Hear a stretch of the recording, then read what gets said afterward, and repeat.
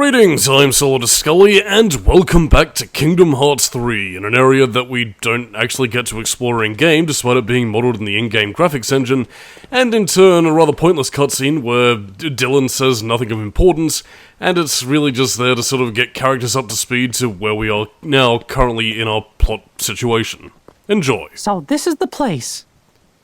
Where Aqua fell into the realm of darkness, after she dove in to save Terra. Yeah. She said he was acting strange. Strange how, exactly?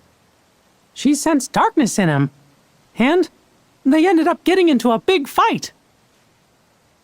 Right. And in the aftermath, the two of them disappeared. Around the same time, the guards found a stranger with white hair lying unconscious here in the square. A man calling himself Xehanort. Ansem the Wise took the stranger in, but that was a mistake. Xehanort betrayed his master, stole his research, and along with his fellow apprentices, separated his heart from his body. Xehanort's heart took his master's name, Ansem, and traveled to the past to give his younger self instructions. He even briefly had control of you. His empty body stayed in the present, took the name Xemnas, and founded Organization 13. Their goal was to prepare 13 vessels for Xehanort's heart. Until we put an end to the organization. But all the while, young Xehanort had been visiting the future to choose 13 vessels of his own. Hearts with strong enough ties to him to begin a new organization. The real Organization 13. And now they're looking for a fight with us. But what happened to Terra? I thought you said that Aqua saved him. Yep, she did. The problem is we didn't notice. You remember the end of the Mark of Mastery exam, when Master Xehanort made his grand return? That's the Xehanort I remember. He was already a pretty old man then. But how do you explain Ansem and Xemnas, his Heartless, and his Nobody? Isn't it strange how young they look? Why aren't they old men? It's because Xehanort was using a different body when the split happened. That face from the portrait I mentioned? It wasn't just some stranger that Ansem the Wise took under his wing. It was the young man whose body Master Xehanort possessed. No way! That was Terra? Master Xehanort was using Terra? Yup. Master Xehanort told us another on our list belonged to him. He was talking about Terra. Turns out, Aqua saved more than just her friend that day. Okay. But Master Xehanort is an old man again now. Where did Terra's body go? It's 'cause Master Xehanort's collecting vessels. He claimed to have 2 of our 7 lights. We got Sora back, but Terra must still be on Xehanort's side. He's with Organization 13? We should warn Sora. Yup, and Merlin too. Yeah. Alright, whoa-ho. Now, unfortunately, for those of you who think I've been a little bit too positive on Kingdom Hearts 3, well, it's time to get back to negative. But yeah, cutscenes like that, pretty much existing, well, they exist pretty much for a twofold purpose. The first of which, as I sort of alluded to before, was there to basically get our characters, to the point in the story where they can relevantly tackle events that they set up in, games set far back in the past. But in turn, it's, I suppose its sort of meta-purpose was really to sort of introduce newcomers to the realm of Kingdom Hearts, in the sense that, oh, what's that, you didn't play Birth by Sleep or Dream Drop Distance? Well, don't worry, we'll explain what's going on, and instead use time that could otherwise be used to resolve the plot points we set up in said games, to instead talk about it.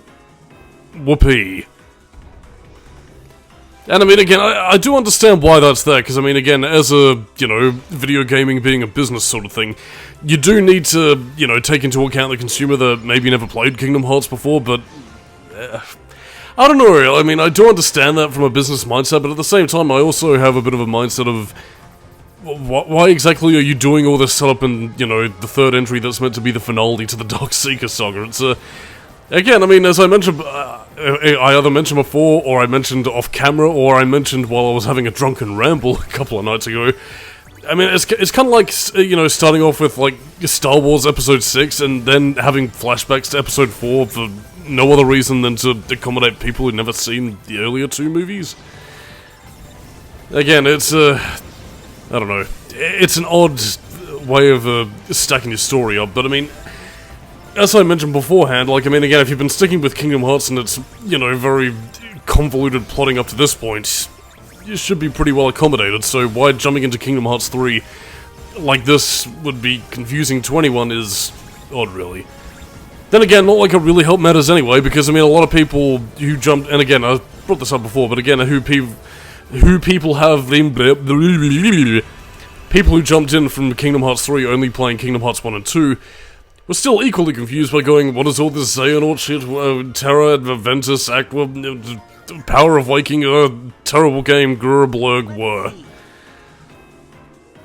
At least somewhat, though. Like, I mean, again, that's some of the criticisms of Kingdom Hearts 3 I don't really take as seriously, because it's generally just a lot of people, again, lacking context and just sort of judging it just based on word of mouth, really.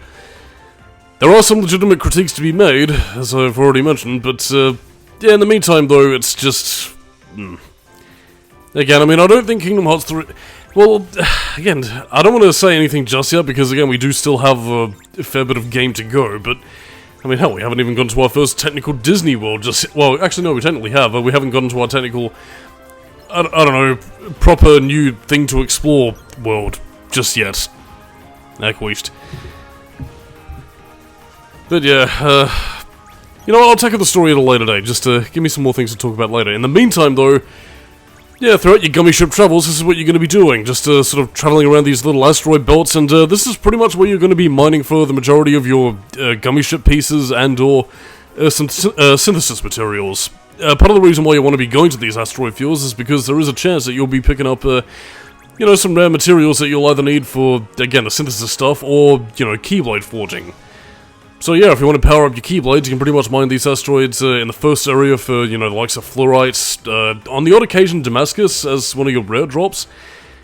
And yeah, as you progress throughout the game, you eventually get stuff like, you know, Adamantite, Mithril Crystal, Mithril Stone, and just a whole bunch of stuff that'll generally make your Keyblades a little bit more powerful, and bada bing, you do the thing and can use, you know, whatever Keyblade you want, while keeping it fresh and upgraded and, you know, steady in the fight.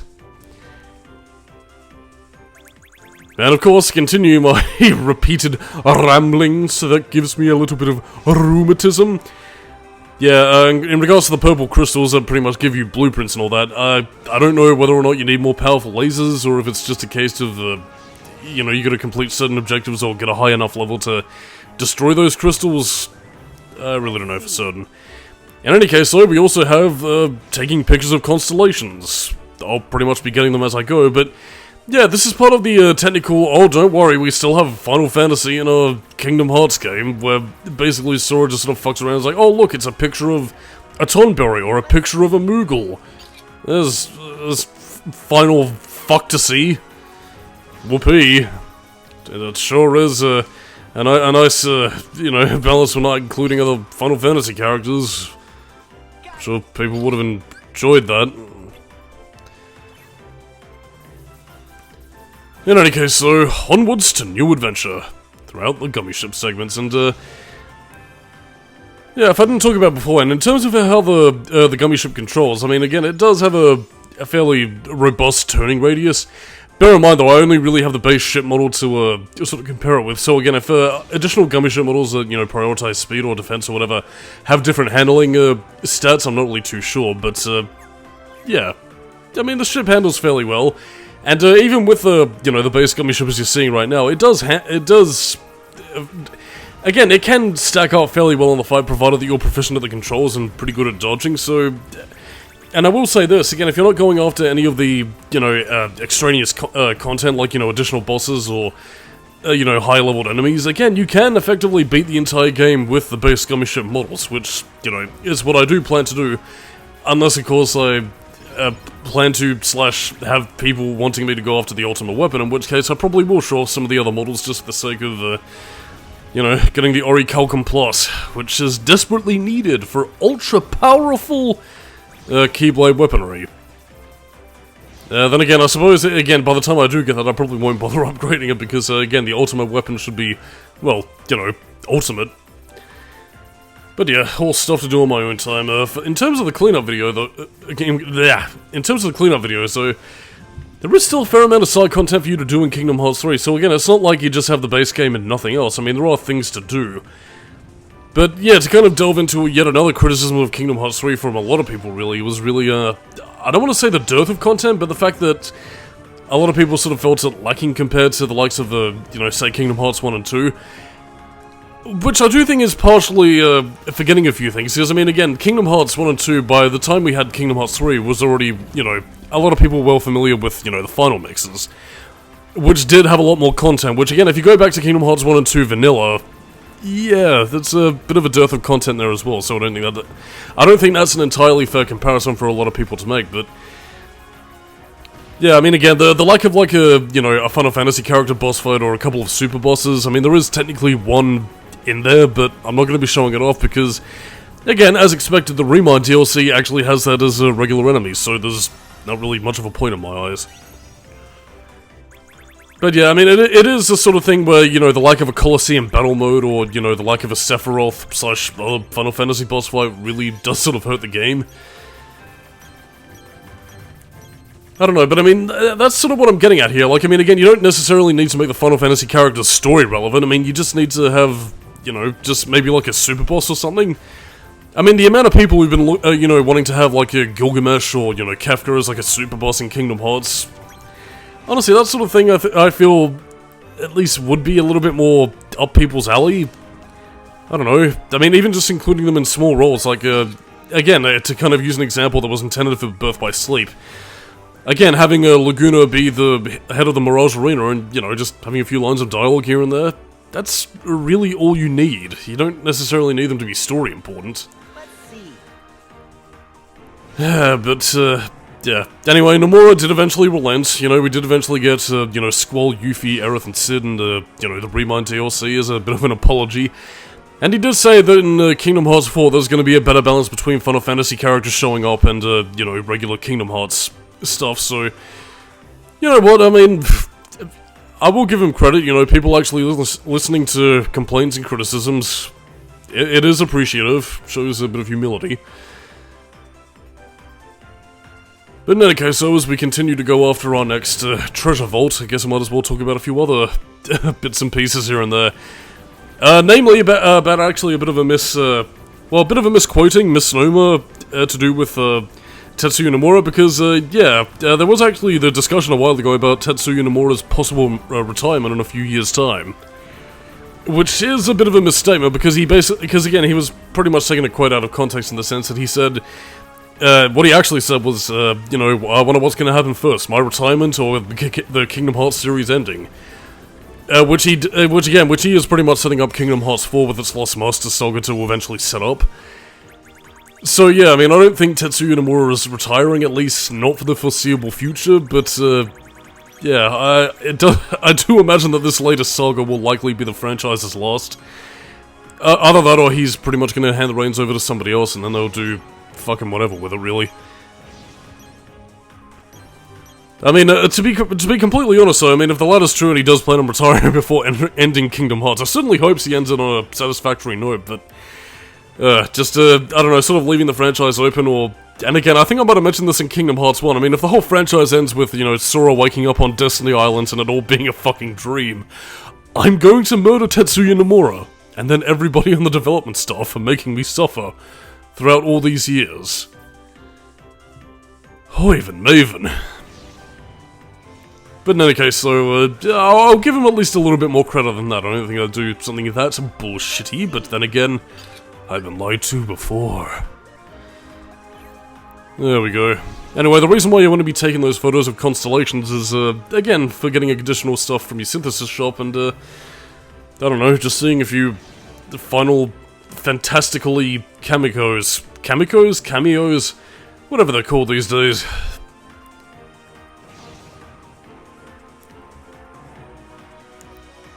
Everything's whimsical, exploring the universe. Yeah, you pretty much only get 3 boosts to your person, so again, if you want to get to some places expediently, you can pretty much just have to wait. Then again, if you do want to get closer towards specific planets, a lot of those little battle gates that you've been seeing, like, right around, you know, data around space, you can technically, hop to and fro and warp between those if you pull up your map, so again, you do technically have a slight means of fast travel if you're just, you know, going about your merry way, but, yeah. I don't know, there's lots of nice little ins and outs with the Gummiship that just makes me enjoy it a hell of a lot more than I ever did before, really. And this is me wasting your time with, trying to shoot these things, because, I mean, again, as I stated beforehand, I never really bothered to engage with a lot of the Gummiship content, so again, this is very much me just sort of figuring things out and getting frustrated, and then, of course, you know, Mr. Monkey Brain just decides, ook, better smash the crystal with the ship, because I am angry grr. Yes, much like Sora, I can't compute it, so whoopsie-doodle.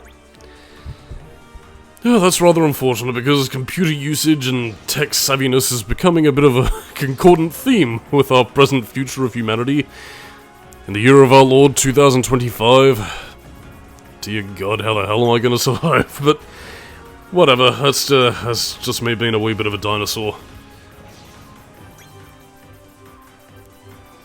Oh, dearie me, we still got a long stretch of gameplay to go. This is very much an experiment, mind you. Again, I don't really know how interesting the Gummiship segments are really going to be. I am trying to sort of explore different facets and sort of get the most bang for your buck out of the different routes that we get to take towards different planets, so yeah, that's really pretty much all she wrote. I mean, again, there probably isn't really too much interesting visually to see in terms of this little area here, because it's basically just asteroids and, you know, not really much else in terms of visual fidelity, but you do get a few interesting things by the time we get to our next quadrant and, you know, stuff like that. Oh, the post just arrived. Well, I can't really do anything about that now, I've just gotta continue commentating. But yeah, this is very much what you're going to be spending a lot of your time doing if you're not engaging with any of the combat segments, so really just sort of getting experience, getting cash, and, you know, just sort of enjoying your time. Oh my god, more fighting! It's usually at a time like this where I turn to Trivia to save me. Let's see, do I have anything to do here? I don't really have anything that's relevant concordantly, although, yeah, I don't really too much else to say in that aspect. Well, I mean, I suppose there is one thing I can talk about, which I might have talked about before, back in Olympus, but whatever. Yeah, well, there was also the fact that when it came to Kingdom Hearts 3, when it was announced in 2013, Tetsuya Nomura did regret announcing it that early, which, yeah, I mean, basically in the sense that the game was nowhere near ready, but, you know, a lot of people were a little bit frustrated by the time of Dream Drop distance, and, well, therefore, they just desperately wanted Kingdom Hearts 3 to finally be released. But, then again, one could argue that the same sort of thing was technically happening with Kingdom Hearts 4. But I mean, then again, there was also a lot of fuckery, you know, in between now and then. I mean, it was announced... I want to say it was announced that they were working on it shortly after Melody of Memory, but... yeah, it didn't officially get announced until 2022. And even in that case, yeah, it was basically radio silence for the longest period of time, with the only thing in between, you know, in lieu of having HD collections and anything else to really sort of give us any sort of games or, you know, media in the meantime, was basically Kingdom Hearts Missing Link. A mobile phone gacha game that was basically not really wanted by anybody apart from its story content, and, you know, even in that case, shortly thereafter, you know, as the commentary went on, for Kingdom Hearts 3 that we're doing right now, yeah, Missing Link ended up getting cancelled, and, you know, now we actually have a bit more info on Kingdom Hearts 4. So, yeah, I do wonder if, maybe info was released a little bit too soon, but, then again, I don't know. I guess at least, you know, with Kingdom Hearts 4 being the main priority, you know, now that Square Enix had a bit of a change in management, yeah, who knows really.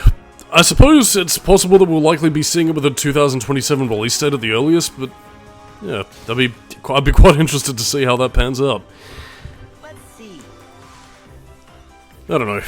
It's it's a very fucky business with game development, and I suppose it does kind of pay dividends towards Nomura's whole, what'll happen first, my retirement or Kingdom Hearts being completed as a series, which, I mean, again, we were fucking spoiled for choice back in the fucking PS2 days when you could basically have a hit game cut, print, and sold within, like, a yearly development cycle, but now, yeah, I mean, games of, like, a AAA caliber take, like, fucking 4 to 5 years to get released, and that's, God, that's fucking, saddening, really.